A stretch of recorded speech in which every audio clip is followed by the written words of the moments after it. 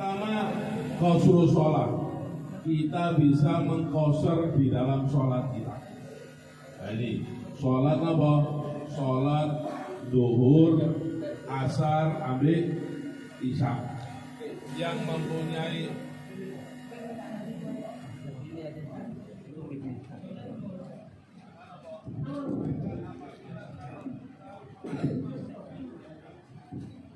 apabila kalau kita melakukan bepergian yang jauh, itu kita diperbolehkan mengqasar sholat atau menyingkat di dalam sholatnya.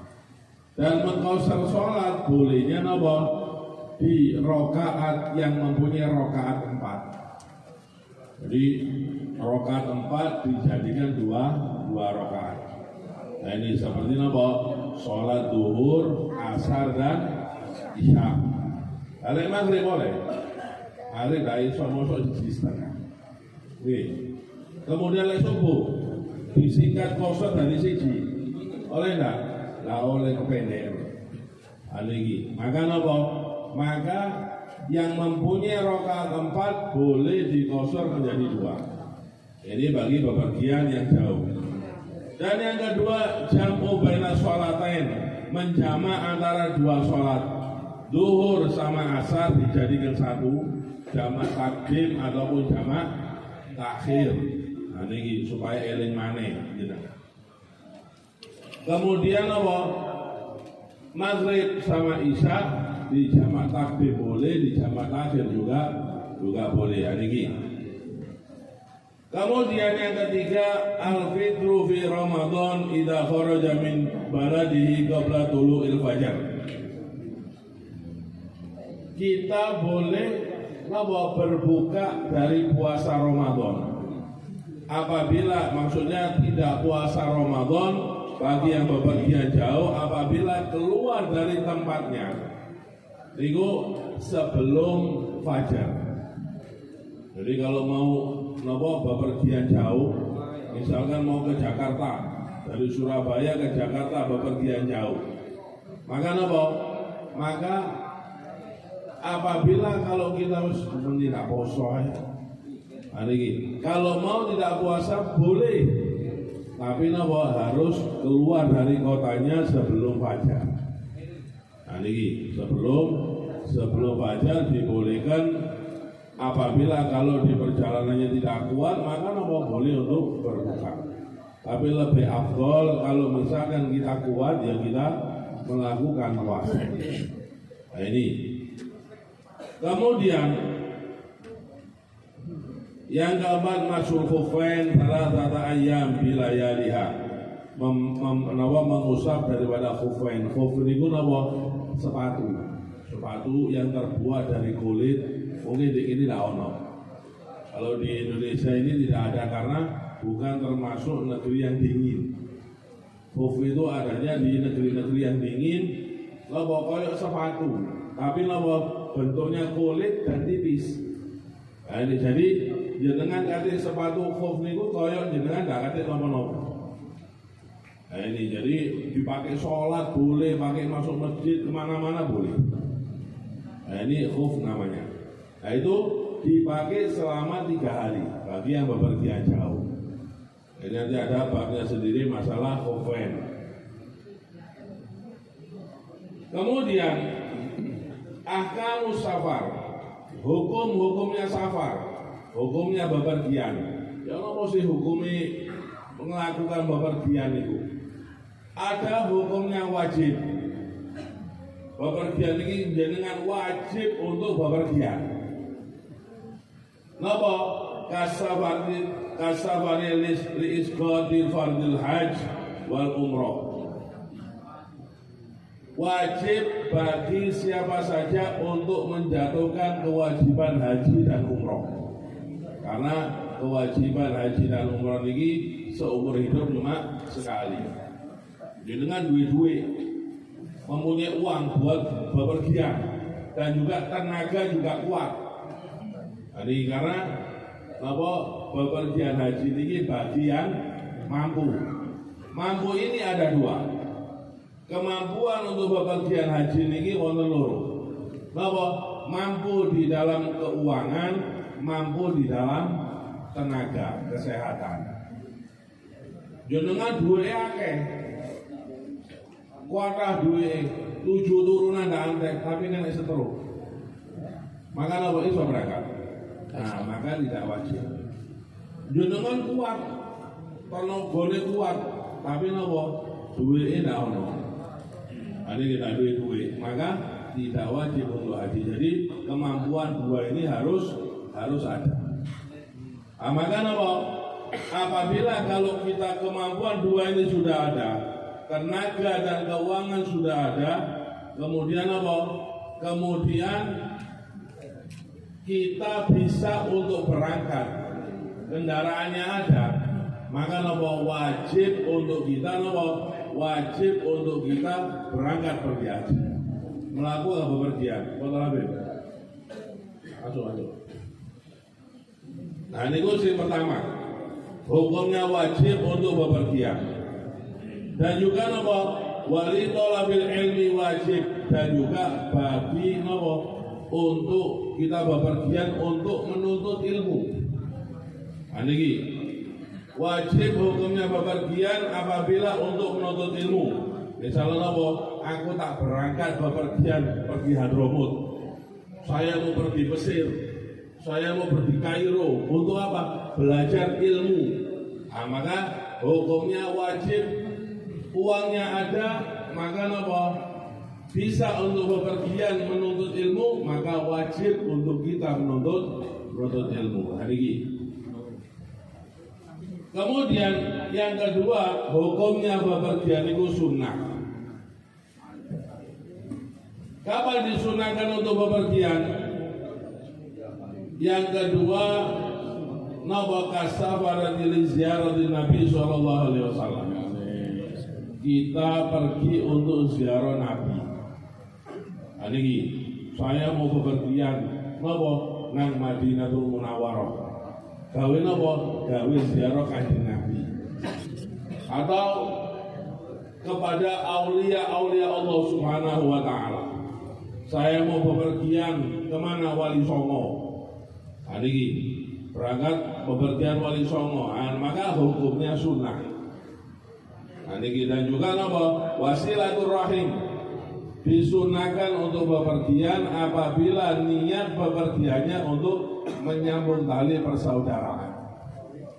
Ini untuk menyambung silaturahmi, maka apa hukumnya sunnah. Kemudian yang ketiga, hukumnya mubah. Kita bepergian mubah. Mubah ini apa? Jenengan bepergian tidak oleh dosa, tidak oleh pahala, tidak bepergian juga sama. Nah, maka apa? Kapan hukumnya mubah? Kasafaril tijarah, bepergian untuk berdagang. Ini koyo nopo? Kita dari Madura, misalkan Madura, kemudian pergi ke Surabaya. Gawe nopo? Gawe kerja, gelek pekerjaan, mencari maisha. Nah, maka nopo? Hukumnya mubah. Ini hukumnya mubah apabila tujuan bepergiannya untuk nopo? Untuk berdagang. Kemudian yang keempat, hukumnya makruh. Makruh ini apa? Hukumnya makruh kasafaril tijarah fi akfanil mauta. Kita bepergian untuk berdagang. Cuma dagang ini pun apa? Dagang kain kafan. Menjenengan dodolan. Dodolan apa? Dodolan kain kafan. Ini hukumnya makruh. Loh kenapa kok makruh? Karena boleh dodolan kain kafan. Nek daun wong mati kira-kira kafane payu napa mboten? Tak payu. Ndak payu. Berarti apa? Nek ana wong mati jenengan seneng. Soalnya dagangane payu. Niku hukumnya makruh. Kita ana wong mati untuk napa keluargane nangis-nangis jeneng alhamdulillah napa daganganku laris. Niki kain kafane ana sing tuku. Ini maka hukumnya makruh. Kita bepergian untuk nopo jualan kain kafan hukumnya makruh.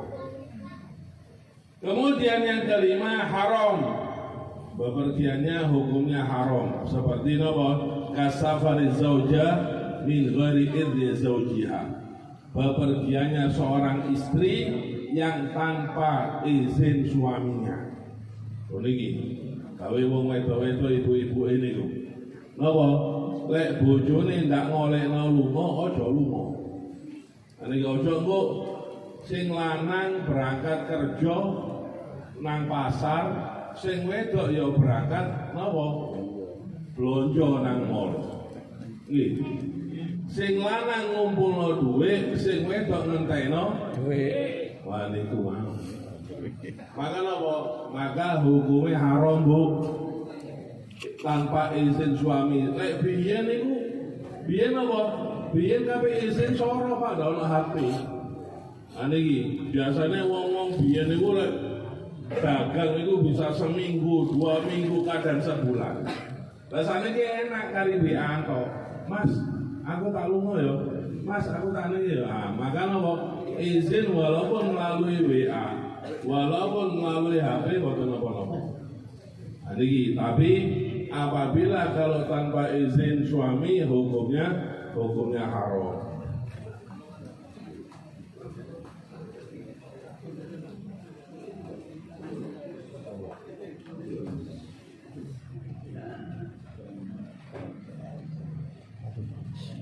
Kemudian di dalam masalah qasru shalah, Allah Subhanahu wa taala berfirman, "Wa idza darabtum fil ardi falaysa 'alaikum junah an taqsuru minas shalah." Apabila engkau melakukan sesuatu perjalanan di atas bumi ini, maka kita tidak akan mendapatkan dosa apabila kita mengqasar di dalam sholat. Nah ini, jadi diperbolehkan untuk kita mengqasar di dalam sholat bagi yang bepergian. Masalahnya ayyuhal afdal al-qasru amil itmam. Wonten pertanyaan apa? Mana yang lebih afdal? Lek jenengan nglakono bepergian. Lek jenengan bepergian, jenengan bingung enake tak qasar napa tak itmam ya. Enake tak potong 2 rakaat napa sempurna 4 rakaat. Maka ulama mengatakan al-qasru afdal fi arba'ati halat. Mengqasar lebih afdal di 4 tempat. Jadi di 4 tempat ini hukumnya apa? Afdal, lebih afdal di qasar daripada di itmam, disempurnakan. Yang pertama, idza balagat masabatu safar 3 marahil. Apabila bepergiannya itu sudah lebih daripada 3 marhalah. Jadi kalau 2 marhalah saja, marhalatain itu sudah boleh mengqasar sholat. Apabila kalau lebih dari 3 marhalah atau sekitar 123 km. Jadi kalau lebih dari 123 km, maka lebih afdal di qasar daripada di itmam. Bepergian jauh dari Surabaya ke Bandung atau Surabaya ke Jakarta. Nah, ini sekitar lebih dari 123 km. Jangan bingung tak qasar atau tak itmam. Nah, maka afdalnya untuk di qasar. Nah, ini karena apa? Khurujan minal khilaf minal aujabihi. Karena keluar dari khilaf, ada madhab yang mengatakan wajib. Kalau sudah 3 marhalah, hukumnya wajib mengqasar daripada sholat. Seperti apa? Kal Imami Abi Hanifah. Abu Hanifah mengatakan kalau 3 marhalah bepergiannya 123 km, maka hukumnya wajib untuk mengqasar sholat. Kemudian yang kedua, qasar lebih afdal daripada itmam idza wajada fi nafsihi karahiyatul qasar. Apabila di dalam hatinya ada ndak seneng ambil qasar, lah apa salat kok di qasar-qasar. Niki, kenapa kok salat? Kenapa salat itu banyak rakaatnya lebih afdol niki daripada di qasar. Maka napa? Apabila kita mengqasar mempunyai karahiyatul qasar, mempunyai napa? Ndak seneng ambil qasar, justru napa? Lebih afdol di qasar. Niki. Jadi kalau ada orang membenci atau ndak seneng ambil qasar, maka napa? Lebih afdol sampai qasar. Niki. Kemudian yang ketiga, idza syakka fi dalil jawazil qasar. Apabila ragu-ragu di tengah bepergian nang Jakarta, mulai qasar apa boten? Kira-kira piro ya jarane? Bingung. Niki.